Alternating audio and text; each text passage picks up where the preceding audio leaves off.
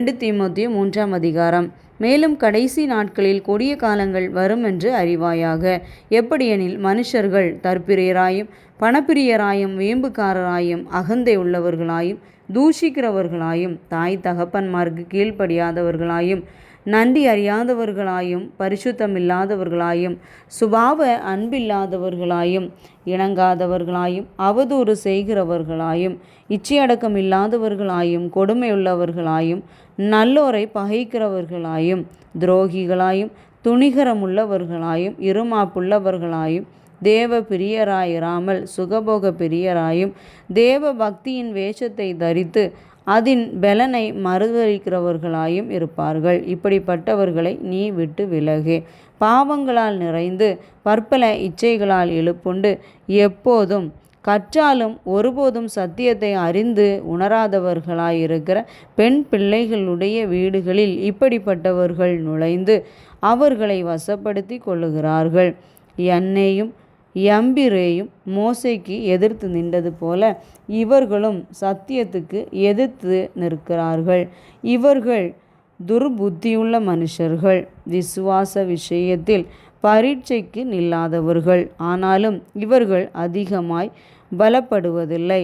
அவ்விருவருடைய மதிகேடு எல்லாருக்கும் வெளிப்பட்டது போல இவர்களுடைய மதிகேடும் வெளிப்படும்.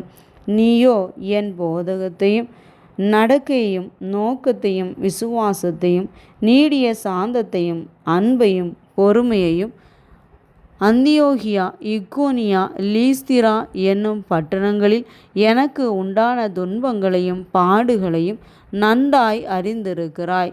எவ்வளவோ துன்பங்களை சகித்தேன். இவை எல்லாவற்றினின்றும் கர்த்தர் என்னை நீங்களாக்கிவிட்டார்.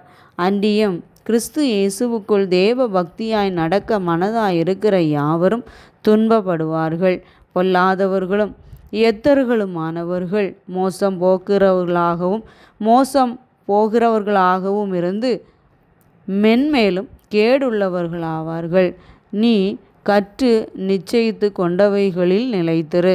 அவைகளை இன்னாரிடத்தில் கற்றாய் என்று நீ அறிந்திருக்கிறதும் அல்லாமல் கிறிஸ்து இயேசுவை பற்றும் விசுவாசத்தினாலே உன்னை இரட்சிப்புக்கு ஏற்ற ஞானமுள்ளவனாக்கத்தக்க பரிசுத்த வேத எழுத்துக்களை நீ சிறு வயது முதல் அறிந்தவனென்றும் உனக்கு தெரியும். வேத வாக்கியங்கள் எல்லாம் தேவ ஆவியினால் அருளப்பட்டிருக்கிறது. தேவனுடைய மனுஷன் தேறினவனாகவும் எந்த நற்கிரியையும் செய்ய தகுதி உள்ளவனாகவும் இருக்கும்படியாக அவைகள் உபதேசத்துக்கும் கடிந்து கொள்ளுதலுக்கும் சீர்திருத்தலுக்கும் நீதியை படிப்பிக்குதலுக்கும் பிரயோஜனமுள்ளவைகளாயிருக்கிறது.